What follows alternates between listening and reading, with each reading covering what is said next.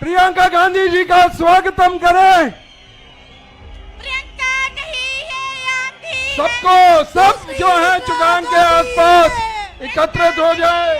आदरणीय नेत्री श्रीमती प्रियंका गांधी जी का चंबा के इस ऐतिहासिक चुगान में पहली बार पधारने पर चंबा डिस्ट्रिक्ट की समस्त जनता की ओर से बहुत बहुत स्वागत करना चाहूंगा। कांग्रेस पार्टी प्रियंका गांधी।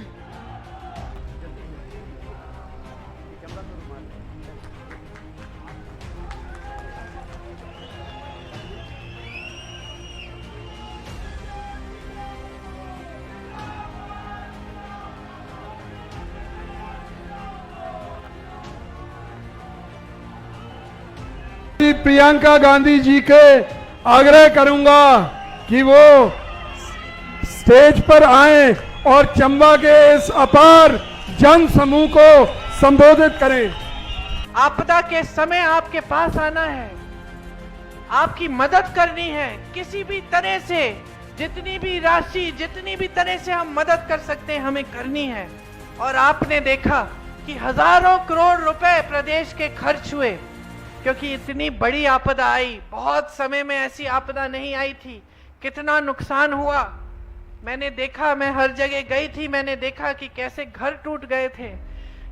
एक परिवार में अभी तक मुझे याद है, एक परिवार के 6-7 सदस्य गुजर गए। मंदिर गए थे बच्चों को लेकर और वहां 6-7 सदस्य गुजर गए।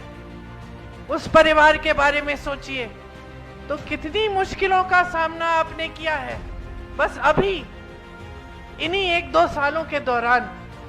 और इस पूरे समय में मोदी जी और मोदी जी की सरकार, ये सारे नेता जो आज आपके सामने खुशी से आकर आपसे वोट मांग रहे हैं, भगवान का नाम लेकर वोट मांग रहे हैं, ये कहां थे? इन्होंने क्या किया आपकी मदद के लिए? अपना कर्तव्य तक नहीं निभाया, उल्टा जो राशि आनी थी वो रोक दी। आज अगर हमारी प्रदेश सरकार जो गारंटी हमने आपको दी थी उसको पूरा करने का काम कर रही है तो ये एक बहुत बड़ी बात है, क्योंकि इससे पहले जो आपदा आई थी उससे बहुत बोझ पड़ा है हिमाचल की अर्थव्यवस्था पे। तो आप सोचिए भाइयों और बहनों कि इनकी नीयत क्या है, भाजपा के नेताओं की नीयत क्या है। क्या ये साफ नीयत है कि आप मुश्किलों में हैं, इतनी बड़ी आपदा आती है, इतना बड़ा संकट झेल रहे हैं, साल लगेंगे शायद सारी सड़कों की मरम्मत को करने में, जो जो टूटा उसको ठीक करने में, और जो गुजर गए उनके बारे में तो जीवन भर उनके परिवार के लोग उन्हें याद करेंगे और वो दुख झेलेंगे। लेकिन भाजपा के नेता, भाजपा की सरकार ने आपको नकारा, और सिर्फ राजनीति की वजह से नकारा, सिर्फ इस वजह से नकारा कि आपने कांग्रेस की सरकार चुनी थी। और उसके बाद उस सरकार को गिराने का काम भी किया, कोशिश बहुत की। ये तो हमारी सरकार एकजुट रही और हमारे विधायक एकजुट रहे काफी हद तक, इसलिए हमारी सरकार बच गई। लेकिन इनकी बस चलती तो आपकी चुनी हुई सरकार, वही मंत्री जिन्होंने आपदा में आपका साथ दिया, वही लोग चले जाते और एक नई सरकार लाते और सिर्फ सत्ता के लिए राज करते। आपका सिर्फ फायदा उठाते हैं, आपके सामने आकर आपको तरह तरह के झूठ सुनाते हैं। आनंद शर्मा जी बोल रहे थे इनके वादों के बारे में, कौन सा वादा इन्होंने पूरा किया?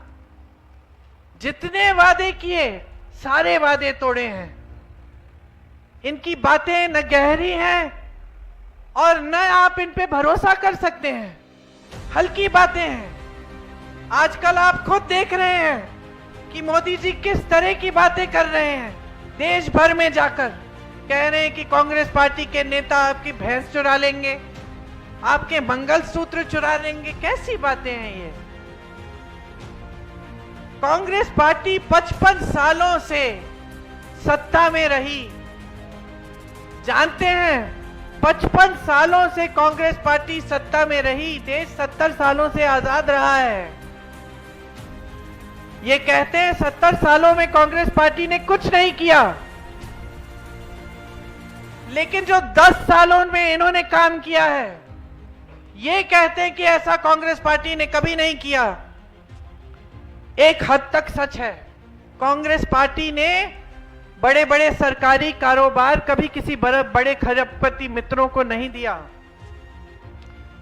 जो इन्होंने 10 सालों में काम कर डाला, नाम लीजिए सरकार के, जो देश के जो कोयले के खदान, बड़े बड़े बंदरगाह, हवाई अड्डे, सब कुछ अपने बड़े बड़े खरबपति मित्रों को सौंप दिया।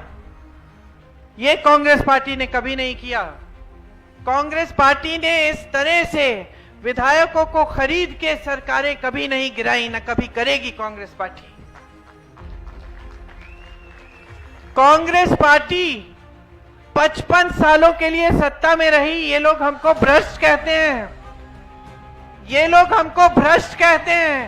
55 सालों में कांग्रेस पार्टी इस दुनिया की सबसे अमीर पार्टी नहीं बन पाई और ना किसी ने प्रयास किया इसे बनाने का। मात्र 10 सालों में भाजपा इस दुनिया की सबसे अमीर पार्टी बन गई है। इसके बारे में क्या कहते हैं आप? कैसे बनी? कहां से आए ये पैसे? किसके पैसे हैं? 60,000 करोड़ रुपए सिर्फ अपनी पार्टी में इन्होंने पिछले 1-2 सालों से खर्चे हैं। और ये मैं नहीं कह रही हूं, एक रिपोर्ट आई है।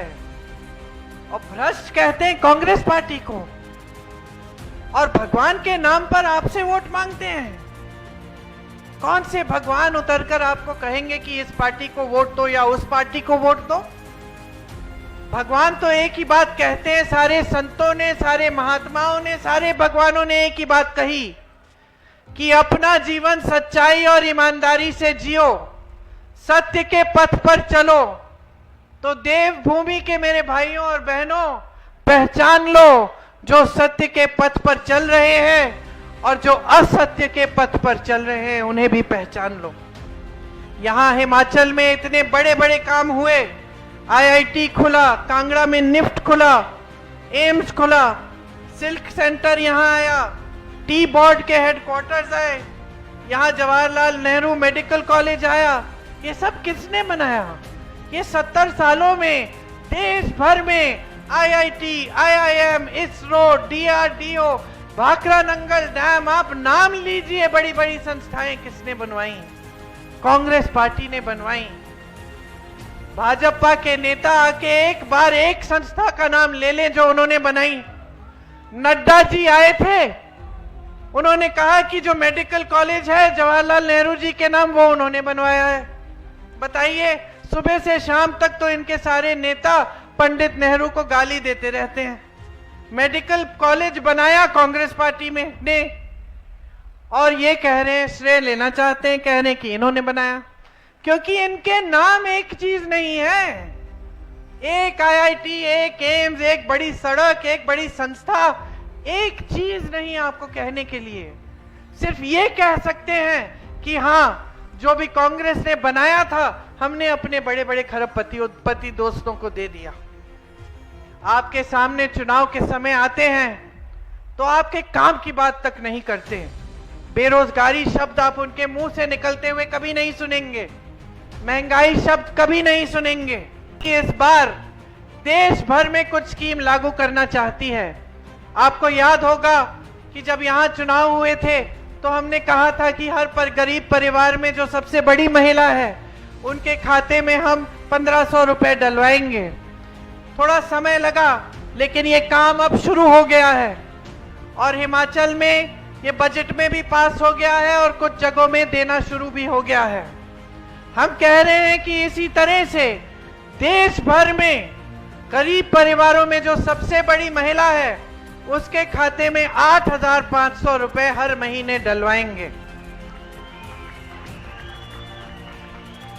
जो सरकारी नौकरियां हैं उनमें से 50% हम महिलाओं को दिलवाएंगे। जो आशा बहू, आंगनवाड़ी और मिड डे मील की महिलाएं हैं उनका मानदेय बढ़ाएंगे और केंद्र से दुगनी राशि भिजवाएंगे। आज किसानों को अपनी उपज का सही दाम नहीं मिलता। हम एक कानून लाएंगे जिससे आपको ये जो एमएसपी है, न्यूनतम समर्थन मूल्य, ये कानूनी तौर पर मिलना पड़ेगा। ये आपका अधिकार बनेगा। आपको भुगतान नहीं मिलता जब नुकसान होता है। हम 30 दिन के अंदर अंदर पूरे देश भर में किसानों के नुकसान का पूरा भुगतान कराएंगे। जब नुकसान होता है 30 दिन बाद आपको पूरा भुगतान मिलेगा। आपके कर्ज माफी के लिए एक स्थायी आयोग बनेगा, जिससे अगर किसान को कर्ज उठाना पड़े तो वो किसी भी समय उस आयोग में जाकर उसकी सुविधा ले पाएगा।